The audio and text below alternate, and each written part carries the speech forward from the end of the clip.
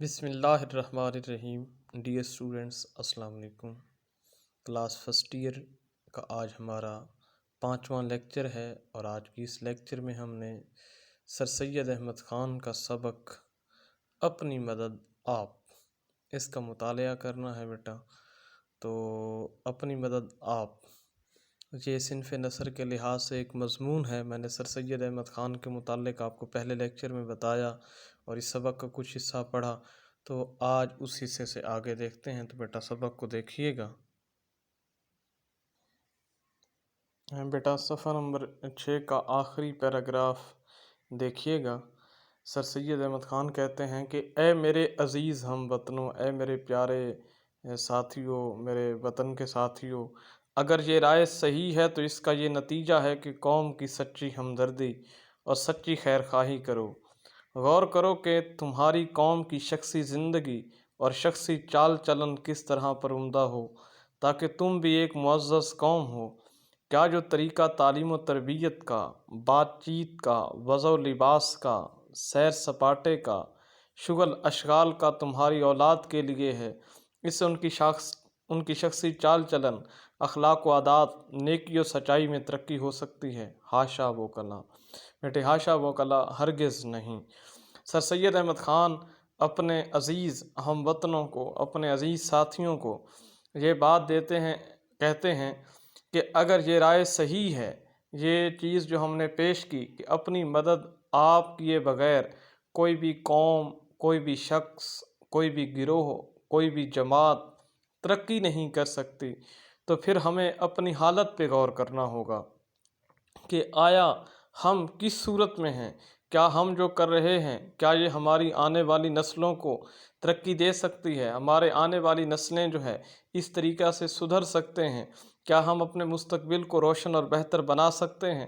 ہمیں اپنے اخلاق پہ، اپنی عادات پہ، اپنے چال چلن پہ غور و فکر کرنے کی ضرورت ہے۔ تو سر سید کہتے ہیں کہ جو اس وقت طرز زیست ہمارا ہے وہ کبھی بھی ہمیں کامیاب نہیں کر سکتا، کیونکہ ہم کسی خضر کی امید میں بیٹھے ہیں، ہم کسی دوسرے کی امید میں بیٹھے ہیں، تو یہ چیز ہمیں جو ہے وہ ناکامی کی طرف لے کے جاتی ہے۔ تو ہمیں اس طریقے کو تبدیل کر کے اپنی حالت کو بہتر کرنے اور سدھارنے کی ضرورت ہے۔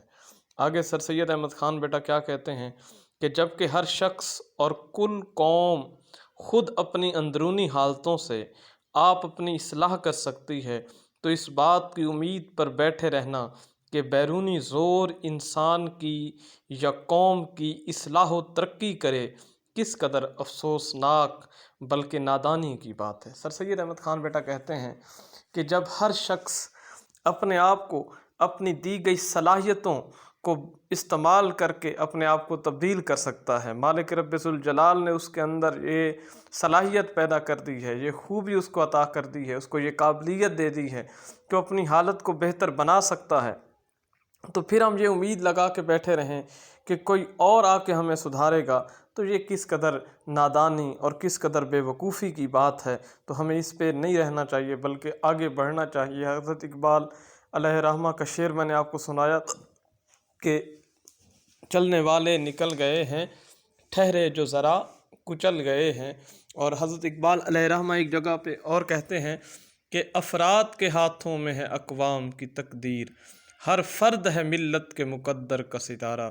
بیٹا کسی بھی قوم کی تقدیر اس کے افراد کے ہاتھوں میں ہوتی ہے۔ اگر وہ افراد محنت کرنے لگ جائیں تو اس قوم کی تقدیر بدل سکتی ہے۔ اس لیے ہر فرد اپنی قوم کے مقدر کا ستارہ ہے، اور وہ اگر ستارہ چمک پڑے تو اتنی روشنی ہو جاتی ہے کہ پوری قوم جو ہے اس سے مستفید ہوتی رہتی ہے۔ تو ہر شخص کو یہاں اپنے لیے کوشش کرنے کی ضرورت ہے۔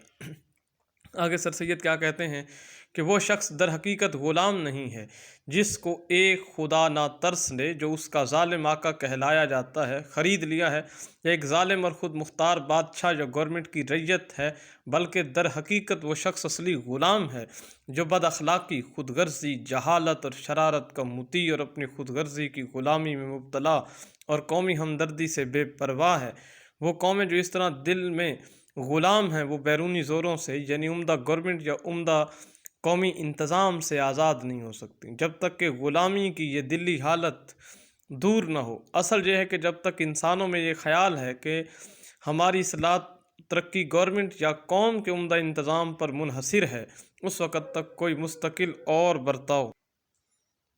مستقل برتاؤ میں آنے کے قابل نتیجہ اصلاح و ترقی کا قوم میں پیدا نہیں ہو سکتا۔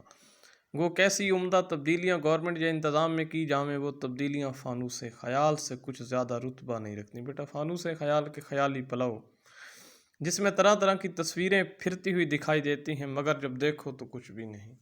بیٹا آگے سر سید احمد خان ایک بڑی خوبصورت مثال دیتے ہیں کہ ہم سمجھتے ہیں کہ جب ہم کسی کے ہاتھوں قید ہو جاتے ہیں یا کسی بڑے ظالم حکمران یا کسی ظالم آقا کے سامنے جو ہے وہ دبے ہوتے ہیں تو تب ہم غلام ہوتے ہیں۔ سر سید احمد خان اس جبری غلامی کو جو ہے غلامی قرار نہیں دیتے، بلکہ سر سید احمد خان کہتے ہیں کہ حقیقت میں غلام وہ ہے جو ذہنی طور پہ غلام ہو، جس کے اندر یہ کبھی کوشش ہی نہ ہو، خواہش ہی نہ ہو کہ میں نے آگے بڑھنا ہے، خود اپنی دنیا کو فتح کرنا ہے۔ حقیقت میں غلام وہ ہے۔ اگر کوئی قید کیا گیا ہے اور زبردستی اس پہ کوئی ظلم و ستم کر رہا ہے تو وہ غلام نہیں ہے، وہ اس کے نیچے جو ہے اس کے جبر کا جو ہے وہ شکار ضرور بنا ہوا ہے، لیکن غلام نہیں ہے۔ غلام وہ ہوتا ہے جو ذہنی طور پہ کسی کو اپنا سمجھ لے اور وہ اس کے سہارے زندگی بسر کرنا چاہے، خود اپنی مدد آپ کا جذبہ جو ہے اس کے اندر ختم ہو جائے۔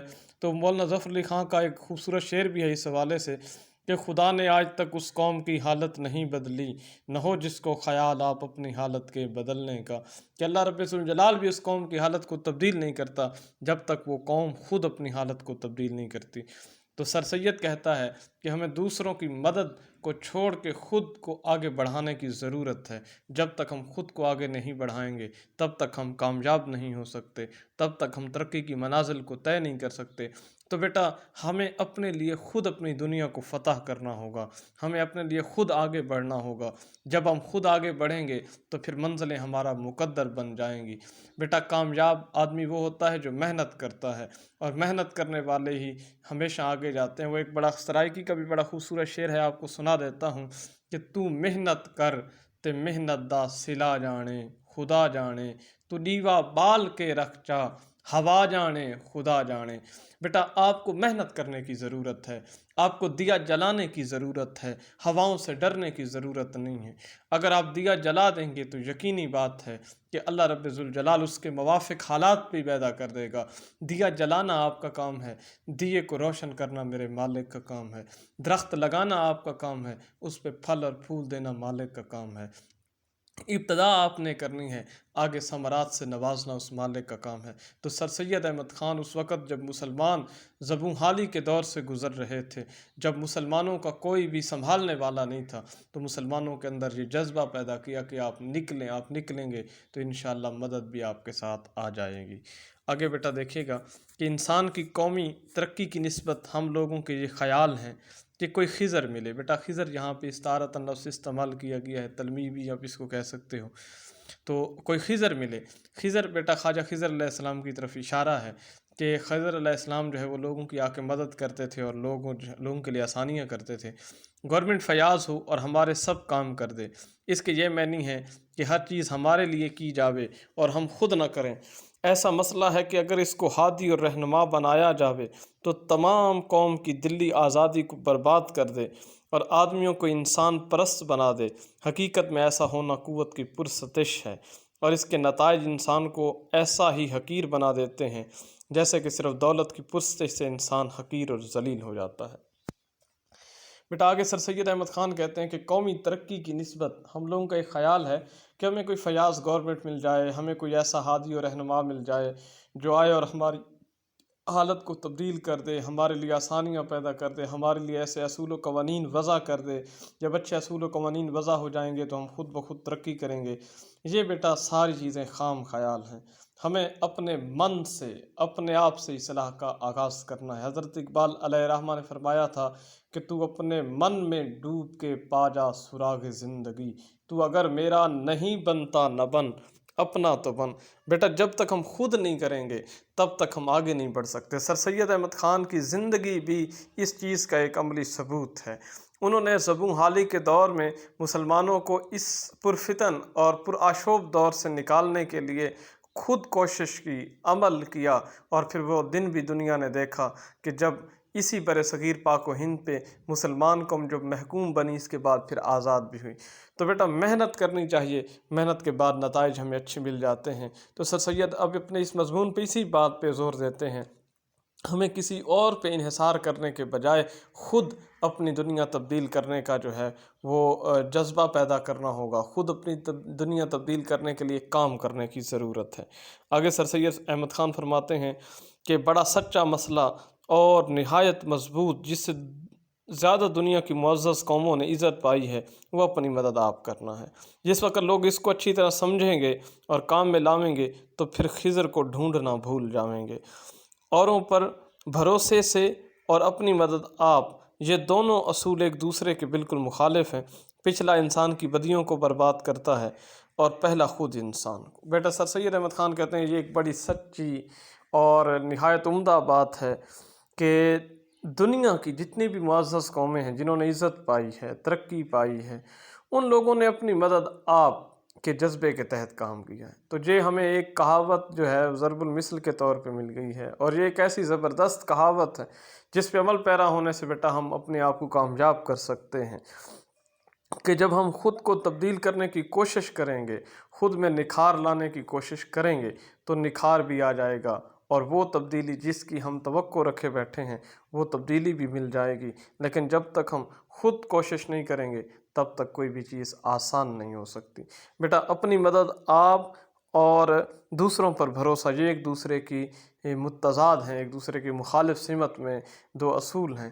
اگر ہم پہلا اصول اپنی مدد آپ کا کریں تو ہم کامیاب ہو سکتے ہیں۔ اگر دوسری بات ہم دوسروں پہ انحصار، یہاں پہ کتاب میں الٹ ترتیب کے ساتھ لکھا گیا، پہلے سر سید نے ذکر کیا ہے کہ دوسروں کی مدد، تو وہ انسان کو برباد کر دیتا ہے، اور جو اپنی مدد آپ کا جذبہ ہے وہ انسان کو کامیاب کرتا ہے۔ تو بیٹا آگے بات سنیے گا کہ قومی انتظام یا عمدہ قوانین کے اجراء کی خواہش، یہ بھی ایک قدیمی غلط خیال ہے۔ سچا اصول وہ ہے جو ولیم ڈراگن نے ڈبلن کی نمائش کا دستکاری میں کہا تھا، جو ایک بڑا خیرخواہ آئرلینڈ کا تھا۔ میرا بیٹا ولیم ڈراگن یہ جو ہے آئرلینڈ کا ایک بہت بڑا رہنما تھا، ایک بہت بڑا مصلح انسان تھا۔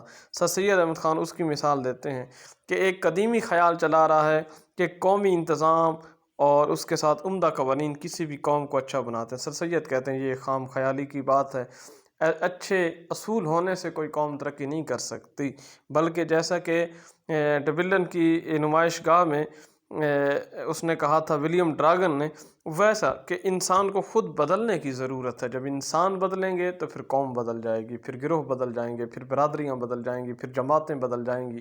تو جب تک ہم اس اصول پہ عمل پیرا نہیں ہوں گے تو ہم کامیاب بھی نہیں ہو سکتے۔ تو بیٹا آج تک جہاں تک ہم پڑھتے ہیں تو آپ نے جو ہے اس میں آپ کا یہ جو پیراگراف ہے انسان کی قومی ترقی کی نسبت ہم لوگوں کے یہ خیال ہے جہاں سے لے کر انسان حقیر و ذلیل ہو جاتا ہے، اس پیراگراف کی آپ نے نثر پارے کی جو ہے سیاق و سباق کے حوالے سے تشریح کر کے مجھے سینڈ کرنی ہے۔ میں دیکھوں گا کہ آیا آپ کو بات کی سمجھ آئی یا نہیں۔